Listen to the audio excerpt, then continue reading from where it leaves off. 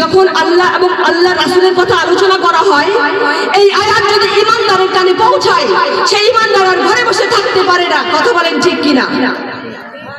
যেমন ভাবে সমুদ্রের পানিতে বাতাস লাগলে সমুদ্রের পানি ঢেউ খেলতে থাকে, তেমন ভাবে কোরআনের আলোচনা এবং আল্লাহ রাসূলের আলোচনা যদি ঈমানদারের কানে পৌঁছায়, সেই ঈমানদার আর ঘরে বসে থাকতে পারে না, তাদের অন্তরে ঢেউ খেলতে লাগে। বলুন সুবহানাল্লাহ।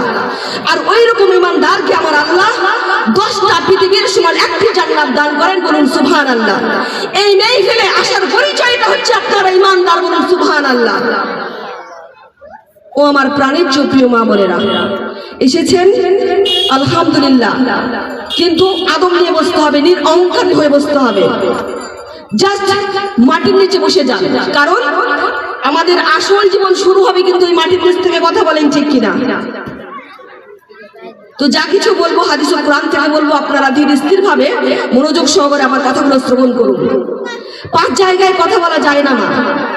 কয়টি জায়গায় বললাম? 5 জায়গায় কথা বলা যায় না। বক্তব্য কিন্তু এখনো শুরু করেনি, শুরু করার আগে আপনাদেরকে অ্যালার্ট করতেছি।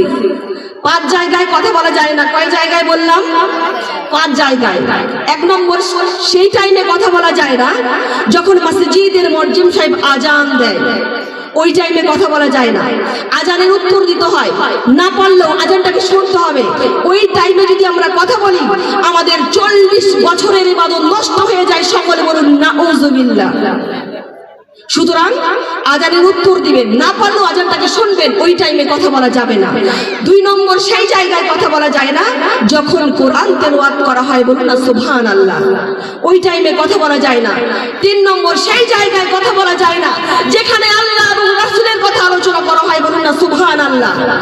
সুতরাং এটা হচ্ছে সেই জায়গা, এখানে শুধু আল্লাহ এবং রাসূলের কথা আলোচনা করা হবে, বাড়তি কোনো কথা আলোচনা করা যাবে না। তো যা কিছু বলবো হাদিস ও কোরআন থেকে বলবো, আপনারা ধীর স্থির ভাবে মনোযোগ সহকারে আমার কথাগুলো শ্রবণ করুন, ইনশাআল্লাহ আপনাদের কাজে আসবে। তো সমস্ত প্রশংসা আল্লাহ রাব্বুল আলামিনের জন্য। সকলে বলুন না আলহামদুলিল্লাহ। সেই ব্যক্তি আরশের ছায়া পাবে যে ব্যক্তি এই দুনিয়াতে বেশি বেশি দরুদ শরীফ তেলাওয়াত করবে। সুতরাং আমার প্রত্যেক মা বোন, আজকে আপনারা আমার নবীর নাম শুনে আপনাদের জবানে আপনারা আজকে কৃপণতা করবেন না।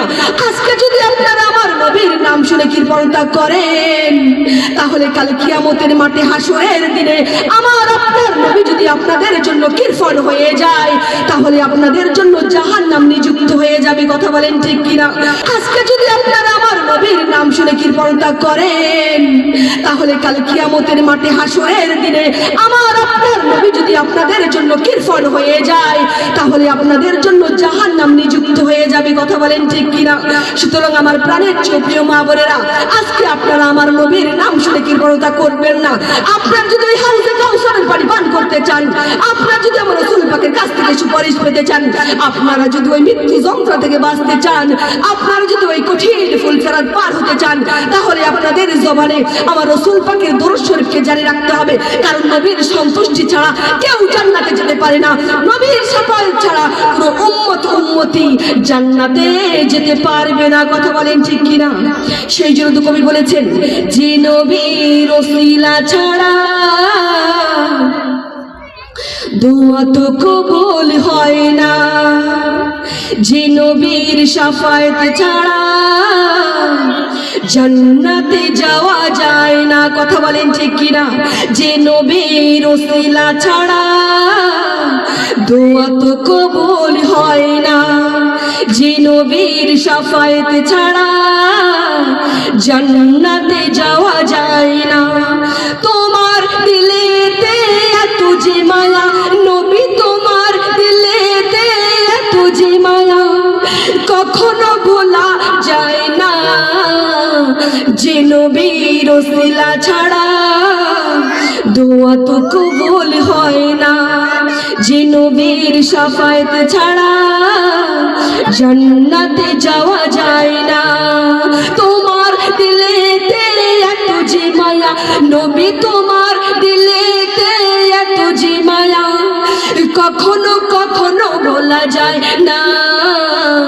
যে নবীর ওসিলা ছাড়া দোয়া তো কবুল হয় না, যে নবীর শাফায়াত ছাড়া জান্নাতে যাওয়া যায় না। কথা বলেন ঠিক কিনা?